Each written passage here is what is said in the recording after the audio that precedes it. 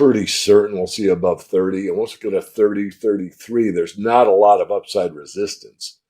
So if we traded in a 33 range for, I don't know. I mean, I know markets, but no one's got a perfect crystal ball. I say if we trade there 3 weeks a month, we're going to be looking at 40, 50 next year. And I'm not going to say that. I think we're going to get above 30, and I'm going to watch it and give a more accurate analysis. But they can't keep taking physical off the market, have all the solar that's coming. The EV market falls into it as well. And there's other arenas that, use a lot of silver. In his 2024 outlook for silver, renowned expert DavidMorgan foresees a positive trajectory for the precious metal, projecting a potential price range of $40 to $50 in the coming year. The recent 2% surge in silver prices to $24.82 per ounce, the highest since September 1st, attests to the market's responsiveness, buoyed by a 1.9% increase on the previous Friday. This marks the second consecutive weekly gain, fueled by weakened U.S. data, a decline in the dollar, and easing U.S. Treasury yields. Notably, silver's rally is underpinned by improved demand in China. Morgan underscores the sustained industrial demand for silver, emphasizing its resilience despite a projected deficit by the Silver Institute.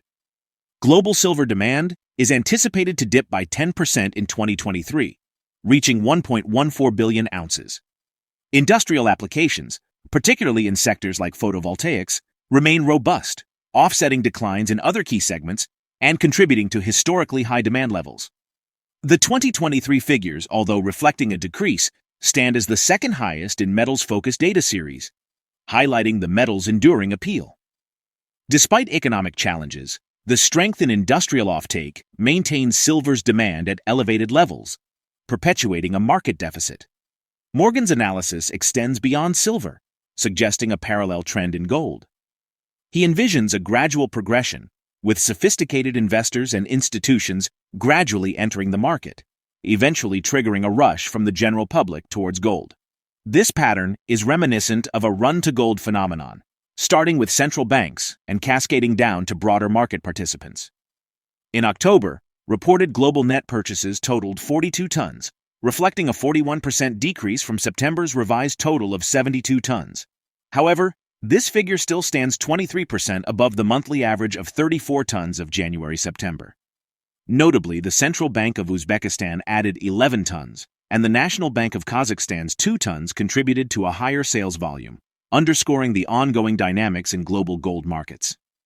Before diving into DavidMorgan's insightful interview, subscribe to our channel and give this video a big thumbs up. I see that the institutions will come back in the market, and that's what's really going to set it off. I mean, if we had a year in 2024 like we had in 2020, where we had over 300 million ounces of silver bought through the ETFs, that would definitely be competing with, again, the industrial demand that doesn't go away. I think the deficit by the Silver Institute's forecast like 238 million ounces or something like that. There will be a run to gold, and I've already explained this, but I want to do it again. So the run to gold means that, the smartest money buys gold, and then sophisticated money buys gold, and then institutional money buys gold, and then the last to buy gold is the public. The public is at the top of the parabolic move. And so we've already seen the move by the smartest money, and that's the central banks. They've been buying gold at a rate that's unprecedented for the last 50 years or so. That happened in 2023, so that's a fact. That happened in 2022, so that's a fact in the record book, and it continues this year. So the run to gold, I've used this analogy before, but I, again, think it should be heard.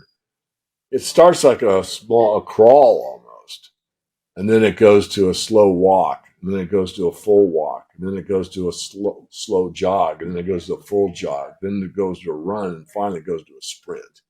That's how the run to gold begins. So we're in the crawl walk phase right now where no one's paying a lot of attention to it, certainly not the public.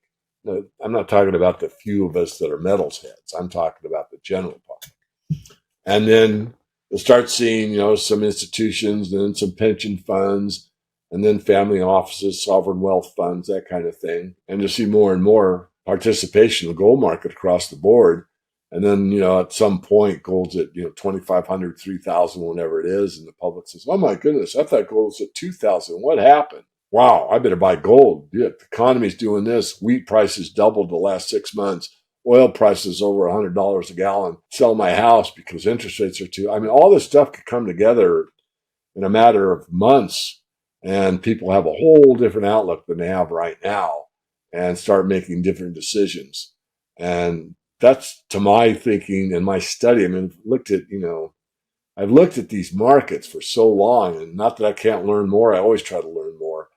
All those things start to happen as Jane Q public wake up and say, we got to buy gold. We got to buy silver. We got to get out of the stock market. Or we better sell our house at a discount and get to something we can afford, or, all these things. And it's not normal market activities. It's just normal markets, but we haven't had normal markets. If we had normal markets, the market would have said, hey, we printed up too much money. We got to make a correction, and things would be a lot better than they are right now. Because when this thing starts to unravel, it's going to be interesting. David highlights the potential impact of solar projections on the demand for silver, noting that solar is expected to constitute 14% of total silver consumption this year, a significant increase from 5% in 2014. However, this heightened demand is encountering a supply challenge. He also suggests exploring junior producers during their downturn, anticipating value growth as gold and silver prices rise. The momentum in gold is exemplified by reaching a new all-time high of $2,152.30 on December 4th. This surge has sparked interest in exploration companies, particularly smaller cap firms that have proven lucrative for shareholders. Notably, all the stocks discussed in this context had market caps above 10 million Canadian dollars at that time, underlining the continued relevance of precious metals in the investment landscape. Let's get back to the interview. Both money and an essential industrial metal. If you look at what the solar projections are, that's going to take a big whack. And then you see what we already know about the financial system and how fragile it is. I mean, the main thing that kept silver down is that still so much paper out there that covers the people that want to play the market versus the physical market that really should drive the price, which really doesn't, because the paper cover ratio is enough. But there is a point of no return when the physical market takes over. And we've seen that happen a couple of times, but it hasn't lasted long enough to really punch out the silver price.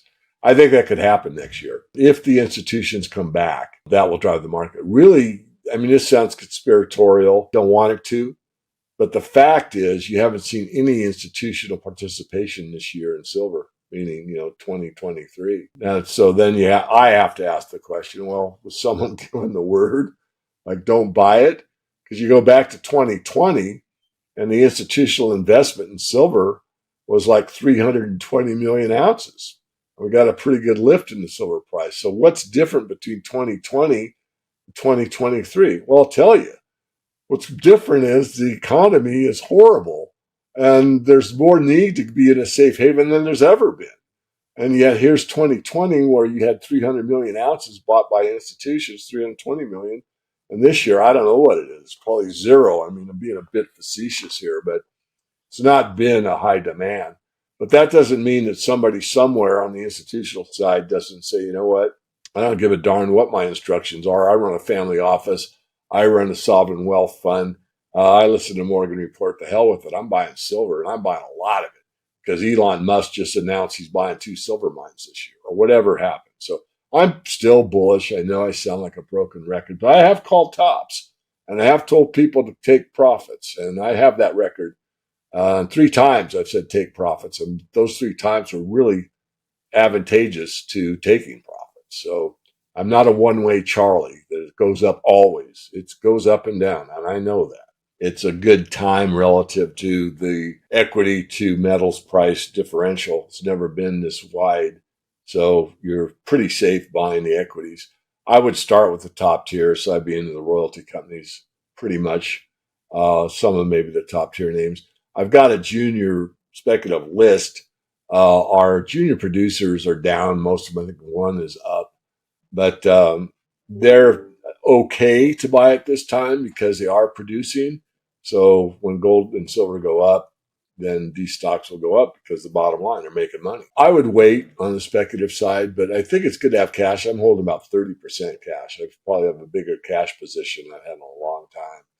And I'm waiting for that market crash that I indicated could happen, and the gold stocks will get hit. But it may be just a few days.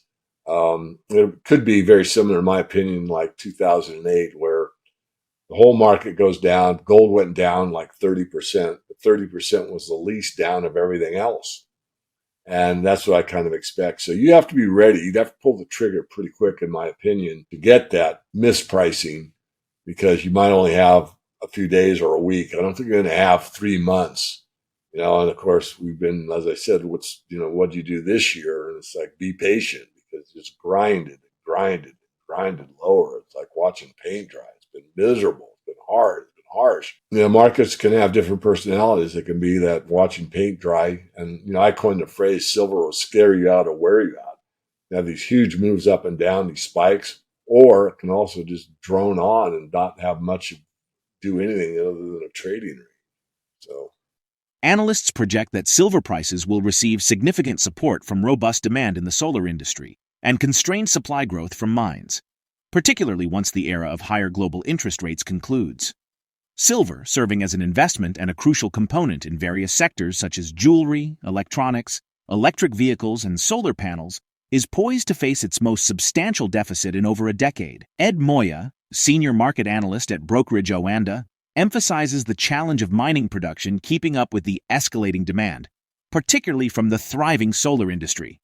The Silver Institute reports a substantial 237.7 million ounce undersupply in 2022, with expectations of continued deficits in the years ahead.